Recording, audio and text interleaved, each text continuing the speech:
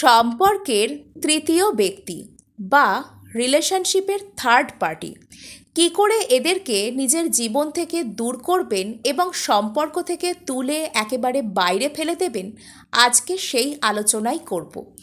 এর জন্য আপনাদেরকে খুব বেশি কিছু করতে হবে না, শুধুমাত্র নিজের চোখের জল মুছুন, আপসেট অবস্থা থেকে বেরিয়ে আসার চেষ্টা করুন এবং নিজেকে বলুন, নিজেকে বোঝানোর চেষ্টা করুন, আমি অত্যন্ত স্ট্রং, আমি অত্যন্ত পজিটিভ একজন মানুষ যে জীবনে সব দিক থেকেই ভালো কিছুর অ্যাট্রাক্ট করার ক্ষমতা রাখে।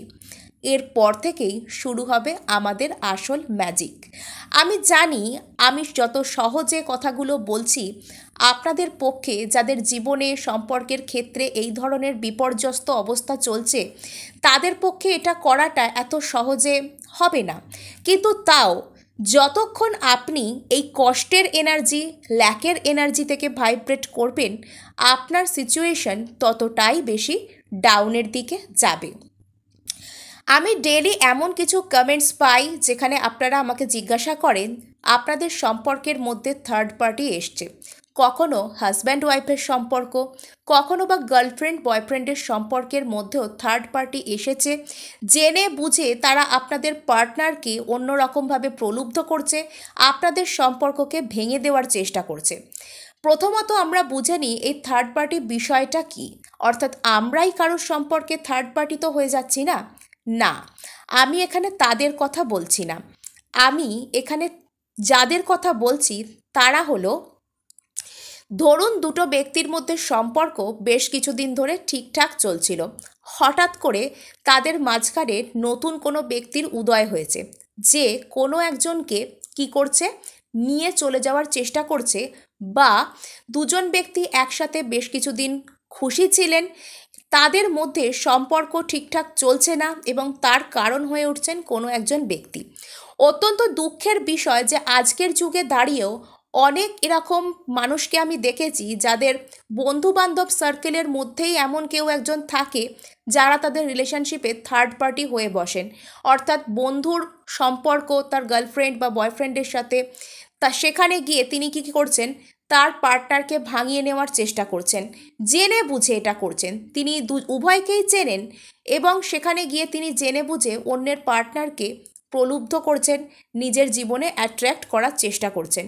তিনি কি এটা বোঝেন না যে এতদিনের সম্পর্ক ছেড়ে যদি কোনো একজন মানুষ তার সাথে চলে আসতে চায়, তাহলে তাকে ছাড়তে কতক্ষণ লাগবে?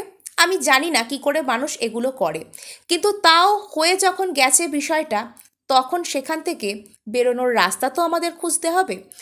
প্রথম কথা হচ্ছে, থার্ড পার্টিকে অ্যাটেনশন দেওয়া বন্ধ করুন, অর্থাৎ ও এসে ভাঙিয়ে নিয়ে যাচ্ছে।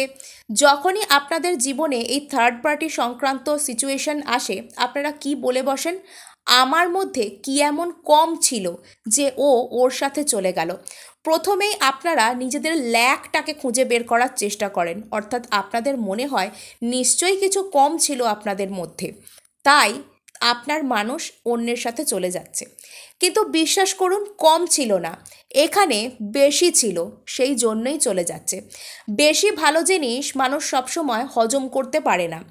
আপনি আপনার দিক থেকে অত্যন্ত লয়াল ছিলেন, অত্যধিক বেশি ভালোবাসা কাউকে দিয়ে ফেলেছেন, আর সে এখন ভাবছে মনে মনে, এত ভালোবাসার জায়গা রাখার জায়গা তো আমার ঘরে নাই, আমি এখন কোথায় যাই। সেই ভালোবাসা নিয়ে সে অপরকে দান করতে বেরিয়ে গেছে, দানশীল হয়ে গেছে আর কি। এত বেশি ভালোবাসা পেয়ে গেছে যে নিজেকে বিশ্বপ্রেমিক বা বিশ্বপ্রেমিকা এরকম কিছু আখ্যায়িত করে ঘরে ঘরে দান করতে বেরিয়েছে। তো তার এই অবস্থাটাকে তো বন্ধ করতে হবে। সেটার জন্য তার প্রতি অ্যাটেনশন দেয়া বন্ধ করে নিজের প্রতি সমস্ত অ্যাটেনশন আনুন। প্রথম কথা, আপনি ভাবুন যে আজ থেকে আপনি নিজের গ্রোথের ওপর কাজ করবেন, নিজেকে এমন রূপে প্রমাণ করবেন যাতে এই পৃথিবীর এভরি ইন্ডিভিজুয়াল আপনার আকর্ষণ ক্ষমতার বাইরে যেতে না পারে। এটার জন্য কি করতে হবে, নিজের অ্যাটেনশনকে কেন্দ্রীভূত করতে হবে, অর্থাৎ মেডিটেট করতে হবে। এবং এই মেডিটেট না করার নাম শুনে অনেকেই বলবেন আমি মেডিটেট করতে পারি না, কিন্তু আপনারা বিশ্বাস করুন এই বিষয়টা এত সহজ বলেই আপনারা করতে চান না। আপনাদের মনে হয় কোনো মন্ত্র শক্তি তার থেকে সিদ্ধ করা সহজ, কিন্তু যারা এগুলো করেছেন তারাও কিন্তু মেডিটেট করায় পারদর্শী বলেই এগুলো করতে পেরেছেন।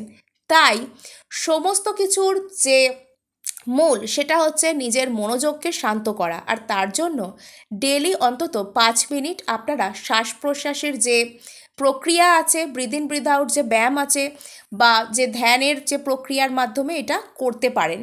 এভরি মর্নিং এটা করুন, প্রত্যেক দিন সকালে এটা করার পর আপনারা আপনাদের ভালোবাসার মানুষকে লাভ ভাইব্রেশনের যে হার্ড এনার্জি সেটা সেন্ড করবেন।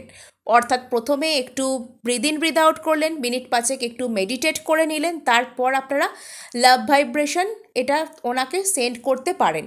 এবং এই সময় থেকে আপনারা ভাবতে শুরু করবেন যে আপনাদের সম্পর্কের মধ্যে কিছুই ঝামেলা হয়নি, আপনাদের মধ্যে কোনো থার্ড পার্টি বলে কোনো বিষয়ই নেই, সে আর আপনি অভিন্ন হৃদয়, তার মধ্যে কেউ আসতেই পারে না, যে আসবে সে তার ফল ভুগবে। এটা আপনি মনে মনে ভাবতে থাকুন। আর আরেকটা জিনিস যেটা আপনাদেরকে জানতেই হবে সেটা হচ্ছে এই যে থার্ড পার্টি সিচুয়েশনটা তৈরিই হয় কিন্তু আমাদের নিজেদের যে ল অফ ভাইব্রেশন সেটাতে হেরফেরের জন্য। অর্থাৎ কোনো একটা ভাবে আমাদের ভাইবস, আমাদের যে পার্টনার তার ভাইবস থেকে লো হয়ে যায়। ওই যে আমি বললাম অত্যধিক বেশি এনার্জি, অত্যধিক বেশি ভালোবাসা আপনি তাকে দিয়ে ফেলেছেন, আর সে কি করছে অনেক হাই ভাইবসে পৌঁছে গেছে, আর আপনি তো তাকে ভাইব্রেশন দিয়ে যাচ্ছেন, এনার্জি দিয়ে যাচ্ছেন, আপনার তো এনার্জি লো হয়ে যাবে, আপনি তো পাওয়ার ব্যাংক এখানে। তাই কি করতে হবে, আপনার নিজের ভাইবসকে হাই করতে হবে। সেটা করার জন্য ওই যে বললাম মেডিটেট করতে, আর ডেলি নিজেকে অ্যাফার্ম করতে থাকুন, I am so lucky, I am so beautiful, I am so lovable. এই ধরনের যে অ্যাফার্মেশনগুলো সুন্দর সুন্দর পজিটিভ অ্যাফার্মেশন ডেলি নিজেদেরকে বলতে থাকুন। আপনার ভাইব্রেশন যত হাই হবে তত কি হবে, থার্ড পার্টি যেই হোক না কেন, যত বড় মহারথীই হোক না কেন, তাকে ছেড়ে আপনার পার্টনার আপনার কাছেই আসবে। এটা পুরো ফ্যাক্ট, এটা ডেফিনেটলি এটা হবেই। সে তার কথা মনেই পড়বে না। নেক্সট আপনি যেটা করবেন সেটা হচ্ছে কখনো আপনাদের মধ্যে কোনো রকম কোনো হার্শ ঘটনা ঘটেছে বা থার্ড পার্টিকে কেন্দ্র করে কোনো রকম কোনো বাজে ঘটনা ঘটেছে, এটা কখনো ভাববেনই না। থার্ড পার্টিকে ঘৃণা করারও দরকার নেই, ওকে অ্যাটেনশন দেওয়াই বন্ধ করে দিন। অনেকে আমাকে বলেন যে আমার সম্পর্ক ভেঙে দিয়েছে, তাকে আমি ঘৃণা করব না কি করে, আমি কি সাধু সন্ন্যাসী, আমি কি অন্যায় করছি ঘৃণা করে?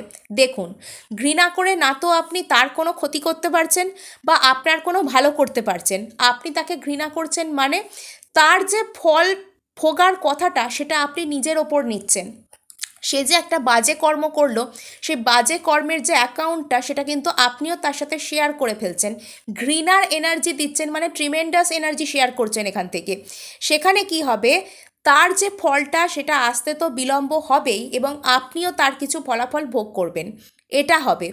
কাউকে কোনো কারণের জন্য ঘৃণা করার মানে আমরা তাকে শাস্তি দিচ্ছি না, বরং তার শাস্তি নিজেরা ভোগ করছি। ওই ঘৃণার ফলে আমার মনের মধ্যে যে নেগেটিভটার ফলাফল আমাকেই ভোগ করতে হবে। এবং নেক্সট আমি বলে নেব, যখন আপনি তার কোনো এক্সিস্টেন্সকেই স্বীকার করবেন না আপনার লাইফে, দূর এ তো একটা পোকামাকড় পিঁপড়ের মতো, এ থাকলেও যা না থাকলেও তাই, এরকম যখন একটা অ্যাটিটিউডে পৌঁছে যাবেন, তাকে যখন কেয়ার করাই বন্ধ করে দেবেন, তখন দেখবেন সেই ব্যক্তিটা আস্তে আস্তে কুঁকড়ে যাচ্ছে, নিজে থেকেই কুঁকড়ে যাচ্ছে। কোনো একটা গাছকে যদি আপনার বাড়িতে থাকে, তার ওপর যদি আপনি যত্ন করা বন্ধ করে দেন, তাকে অ্যাটেনশন দেওয়া বন্ধ করে দেন, রোজ সকালে জল দেওয়া বন্ধ করে দেন, ছায়ায় রেখে দেন, কি হবে, গাছটা আস্তে আস্তে শুকিয়ে যাবে তো। ওর অবস্থাও ঠিক ওরকমই হবে। সে আপনার জীবনে আস্তে আস্তে শুকিয়ে যেতে শুরু করবে, আপনার জীবন থেকে দূর হয়ে যাবে একটা টাইমে, এবং আপনার আর আপনার পার্টনারের সম্পর্ক কোথাও যাবে না। সেটা আপনাদের দুজনের মধ্যে একদম পারফেক্ট বন্ডিং হবে, এবং আপনার ভাইব্রেশন যতটা হাই হবে সে কিন্তু অন্য কারোর কাছে যেতে পারবে তো নাই, সেখানে গেলে তার দম বন্ধ লাগবে, আপনার কাছে ফিরে আসলেই সে সবথেকে বেশি শান্তি পাবে। মানুষ সবসময় পজিটিভিটির সাথে থাকতে চায়, এবং যখন আপনি ওই থার্ড পার্টির ব্যক্তিকে ঘৃণা করছেন, রেগে যাচ্ছেন, ওর সাথে কখন সম্পর্ক ভেঙে যাবে এই সব চিন্তাভাবনা করছেন, তত আপনি ওর শক্তি বৃদ্ধি করছেন আর নিজেকে তত বেশি কষ্ট দিচ্ছেন। কারোর উপর রাগ করা, কারোর উপর ঘৃণা করলে আমরা তাকে কিছু করতে পারি না, এটা করে আমরা নিজেদেরকেই কষ্ট দিয়ে ফেলি। তাই এগুলো করা বন্ধ করুন, নিজের ওপর অ্যাটেনশন আনুন, নিজেকে পজিটিভ করুন, যে ফর্মে করতে পারেন পজিটিভ করুন। আর 21 ডেজ নিজের পার্টনারকে লাভ ভাইব্রেশন সেন্ড করেই দেখুন কি হয়। আপনি এখানে ফটো টেকনিকও করতে পারেন। আজকে এটুকুই, দেখা হচ্ছে নেক্সট ভিডিওয়। ধন্যবাদ।